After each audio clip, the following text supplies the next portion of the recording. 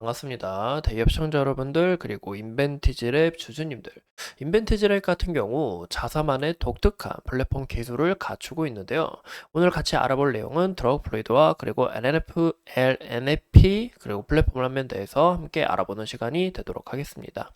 그리고 현재 주가의 흐름에 있어서 현재 모멘텀은 어떤 부분에서 작용을 할지, 현재 주가의 상황은 왜 이런 부분인지 함께 알아볼 건데요. 오늘 영상도 중요한 만큼 끝까지 시청해 주시고 좋아요와 구독으로 큰 힘 주시면 감사하겠습니다. 그럼 같이 바로 알아볼까요? 오늘 이 인벤티지랩 같은 경우 이제 두 가지 플랫폼을 우리가 한번 알아볼 건데요. IVL 드러그플루이드와 그리고 IVL 이제 백신 제조 플랫폼에 대해서 우리가 함께 알아보는 시간이 되도록 하겠습니다. 이런 두 가지 부분에서 좀 추가적으로 주가가 좋은 모습을 나타내 주지 않을까라고 생각을 합니다. 왜냐, 이 바이오 같은 기업들은 다양한 파이프라인, 이런 플랫폼 자체가 굉장히 중요하기 때문에 이런 부분에서 우리가 미래를 봤을 때 추가적으로 이 모멘텀이 더 크게 작용될 수 있다라는 것을 우리가 참고해 주시면 좋을 것 같아요. 그 중에 이제 드럭플루이드 같은 경우 이제 어떤 이야기냐, 한 번의 주사 투여로 1개월에서 6개월까지 치료 효과가 유지되는 이제 장기 지속형 이 주사제를 개발하는 기술 프로그램인데요, 플랫폼인데요. 이 기술 같은 경우 이제 경구 투여량이 좀 최근에 좀 많이 주목을 받고 있습니다. 이제 경구용 약은 우리가 이제 먹는 약이겠죠.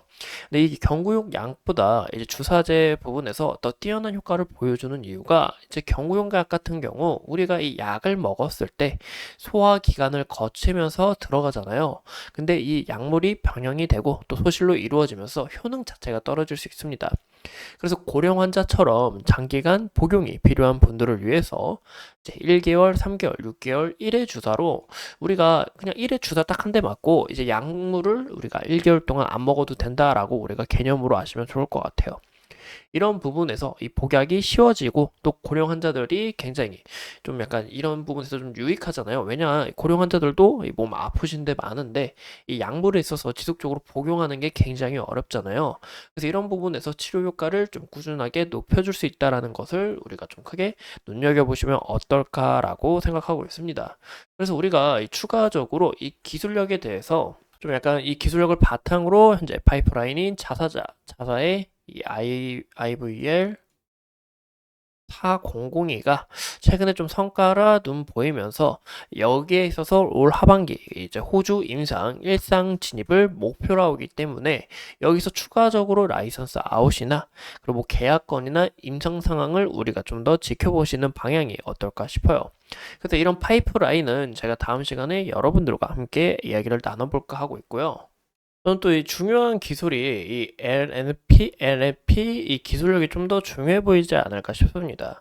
이 기술력이 뭐냐? 이 마이크로스피어 기반 기술로 이 생분해성 고분자를 내다가 이 API를 담습니다. 이제 API가 원료 의약품인데 이 원료 의약품을 체계적으로 담아서 적정한 양의 이 약물이 목표 기간 동안 약물이 투여가 돼서 효과적으로 방출이 되는 수 있도록 구형한 주사 제형이다라고 이야기를 드리고 싶어요. 여기에 있어서 구체적으로 포장이 되고 또 유지와 이 체내 전달 효율이 굉장히 뛰어난 기술력을 보유하고 있기 때문에 여기서 추가적으로 좀 더 수요가 많아지지 않을까라고 생각을 하고 있습니다. 그래서 이런 부분도 우리가 함께 눈여겨볼 수가 있고, 기존 플랫폼을 더해서 보시는 것처럼 뭐 이 펩타이드 그리고 단백질 항체 등을 불안정하거나 아니면 이 방광기가 짧은 약물도 좀 안정적으로 전달할 수 있다라는 부분이 굉장히 큰 포인트겠죠. 또 이 NFP 같은 제조 기술력은 이 지질 나노 입자로 이 보호 역할을 하기 때문에 현재 이 mRNA 전달체로서 가장 많은 역할을 해주고 있다고 합니다. 기존 유전체의 안정적인 전달을 위해서 이 보호 역할을 이 체계적으로 하고 있기 때문에 이 부분에 있어서 이 대량 생산도 굉장히 중요하잖아요. 이 기술력도 현재 인베티지 랩이 보유하고 있다는 부분이 굉장히 크겠죠. 또 이 기술이 얼마나 중요하냐? 현재까지 기존 이 mRNA 치료제의 이제 부분에 있어서 이 DDS 기술력으로 이 NLP 기술력이 뭐 코딩, 관련 디자인, 제조까지 이 기술 중 굉장히 뛰어난 효과를 보인다라는 부분이 굉장히 큰 포인트인 것 같습니다. 그래서 현재 이 ST팜과 유바이오 로젝스와 이 CDMO 공동 사업을 하고 있고, 현재 국가과제 이 주관기관 선정으로 인해서 미래지향성은 발달하고 볼 수가 있고, 다만 우리가 아쉬운 부분은 이 실적 부분이 굉장히 아쉬운 요소로 작용한다라는 건데 이 실적 부분이 정말 흑자로 전환이 되는지 이런 부분이 좀 더 중요해 보이지 않을까 싶어요. 그래서 이런 부분은 우리가 함께 눈여겨보시면 좋을 것 같고 무엇보다 지속적인 적자 폭에 있어서 이런 부분이 좀 주가에 안정성을 주지 못하는 점이 아닐까 싶습니다. 우리가 이 차트를 같이 보신다 하면 인벤티지렉 같은 경우 지속적인 이 하락 추세에 있어서 이 상승 추세를 전환할 만한 이 신호가 나왔긴 했지만 여기서 추가적으로 이 시험 물량이 나오면서 주가가 떨어진 요인이 됐다는 겁니다. 이런 부분에 있어서 현재 이 바닥을 다졌다라고 말씀드리기도 굉장히 애매해요. 하지만 이 부분에서 만약에 또 이탈이 나오게 될 시 하방으로는 또 얼마든지 열려있기 때문에 이런 부분에서 좀 주가적으로 이 리스크 관리에 있어서 좀 더 중요하지 않을까 싶습니다. 왜냐 이 하방 압력이 강해질 수 있기 때문에. 그래서 현재 주가도 보시면 지속적으로 윗꼬리를 달면서 마감되는 것을 우리가 볼 수 있습니다. 아무래도 이 과거의 물량을 인해서 이 물량을 소화하는 과정에 있어서 좀 추가적으로 주가가 떨어지는 요인이 되는 게 아닌가라는 생각이 들고 있고, 이 무엇보다 이 한미약품과 이 비만 관련해서 죄송합니다. 이제 한미약품이 아니죠. 이때 당시는 이제 탈모 치료제로 좀 부각이 받았고, 이제 이때 당시가 이제 유한양행하고 비만 치료제로서 좀 주가가 주목을 받았는데, 이런 부분에서 지속적으로 이 실험 물량이 나오고, 또 이제 바이오 업계에서는 이제 세대가 안 된다라는 학계가 있습니다. 그 중에 이제 세 개 중에서 이제 탈모 그리고 발기부전 이렇게 했는데 이 탈모 시장에서 추가적으로 주목이 받았지만 이 자체 이 재료의 지속성도 크게 주목이 되지 못하고 여기서 주가가 떨어진 요인이 된 게 아닌가라는 생각이 들고, 현재 이 구간에 있어서도 추가적으로 이 압력이 다해졌다라고 우리가 좀 더 볼 수 있을 것 같습니다.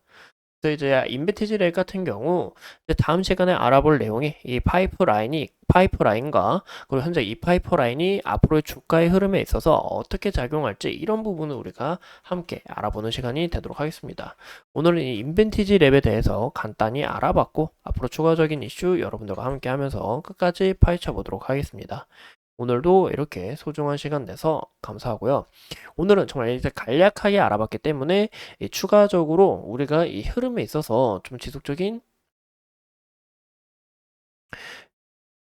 추가적인 흐름이 나오려고 한다면 주가가 어느 정도 이평선들이 수렴을 한 뒤에 여기서 추가적으로 힘이 붙어주는 이런 부분이 좀 더 중요하지 않을까라고 생각이 들고 있습니다. 이 무엇보다 현재 시총이 너무 낮아요. 시총이 875억인데 이때 당시 거래대금을 봤을 때 보시는 것처럼 1197억이 터졌습니다. 그래서 이 추가적인 물량에 있어서 여기서 주가가 우상향을 하려면 이 물량을 좀 소화하는 데 있어서 시간이 좀 더 걸리지 않을까, 아니면 제가 다음 시간에 여러분들과 함께 파헤쳐볼 이 파이프라인에서 좀 더 모멘텀이 작용하지 않을까라고 생각합니다. 그래서 오늘 같이 알아봤고 앞으로 추가적인 이슈 여러분들과 함께 하면서 끝까지 파헤쳐 보도록 할게요. 오늘도 소중한 시간 내서 영상 시청해 주신 점 감사합니다.